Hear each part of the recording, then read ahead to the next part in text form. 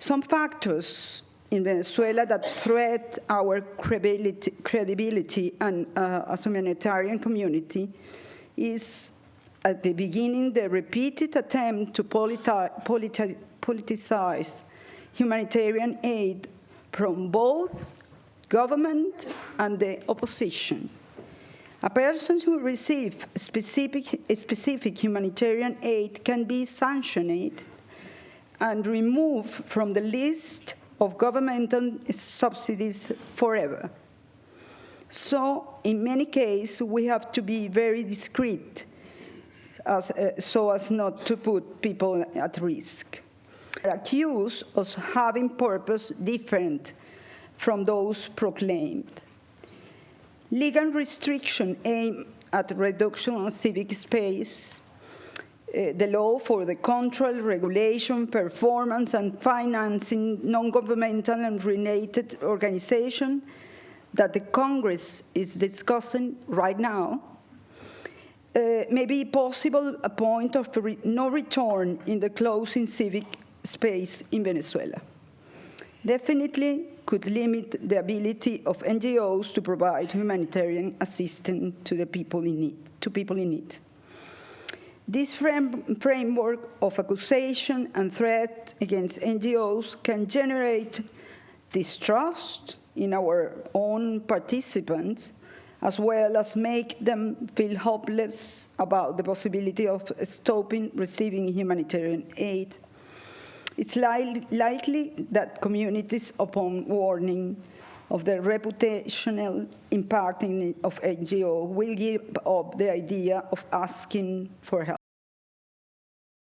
Earlier you mentioned about some of the strategies that you do employ to maintain presence and access, and you talked about the trust with the people you serve, the trust of the communities, and how they can actually protect your access. Can you elaborate on that a little bit? Yeah, well, the thing is that we have realized that if communities knows us, knows more our intentions, our programs, they have participants in defining the priorities. They are included in the whole thing. Well, we get the trust. We get a big issue with the beneficiary list. And the government takes the lead and say, I will make the job, I will do the list. And all the humanitarian committee say, wonderful, let's do it. After, we constate that the government cannot make the list everywhere. There are some areas where the government cannot go there to make the list. And we say the government, we are humanitarian, we are neutral, we are impartial. We need to assist them also. But we all agree we'll work on the government list. How can we go there to assist those people? I take it in French for Alfie, thanks. Voilà, il y a un manque de confiance au niveau des gouvernants qui ne veulent pas laisser les humanitaires aller seuls dans des localités. Et derrière, les groupes aussi. There's a lack of confidence of the government to refuse for the humanitarians to travel alone through the armed group controlled areas. Oui, et les groupes aussi se disent que si vous êtes neutre, si vous êtes impartial, pourquoi vous venez en convoi armé pour distribuer de l'aide? And of course, the armed groups are then wondering about if you're neutral and impartial, why are you using those armed escorts to come in? Donc, on est vraiment dans cette situation-là, là où et le gouvernement, et les groupes, et les communautés ont une perte de plus en plus de confiance envers la communauté humanitaire. So we're in a situation where, the government, the armed groups, and the communities are all losing trust gradually in the humanitarian community. National NGOs, when everyone was not there, the national NGOs are the only actors remain providing assistance.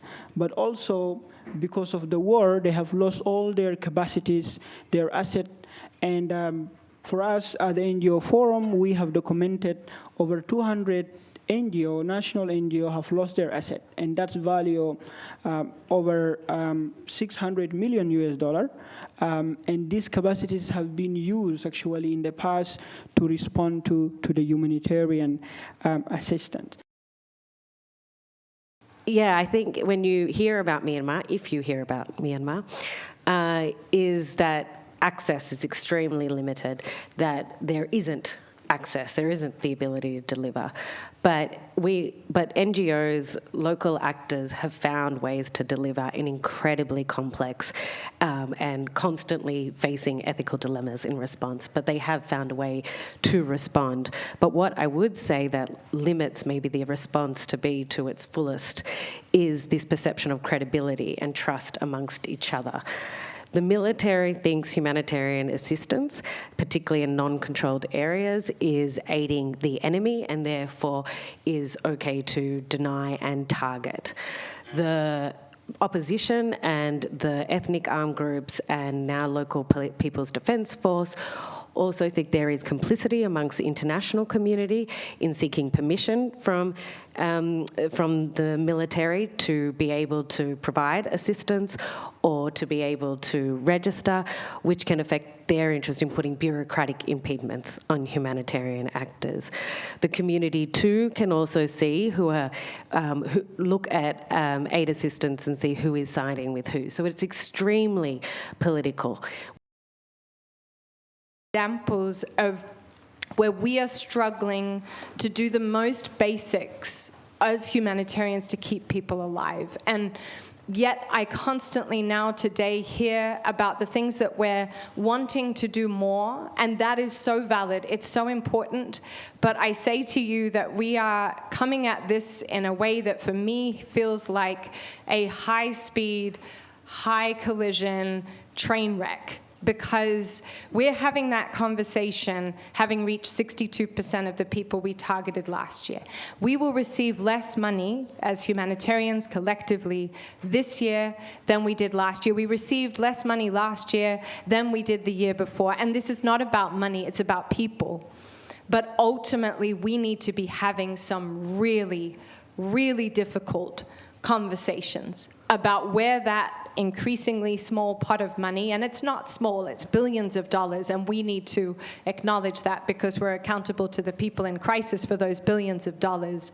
But where are we going to put that shrinking billions of dollars, and how do we ensure it gets to the people and the place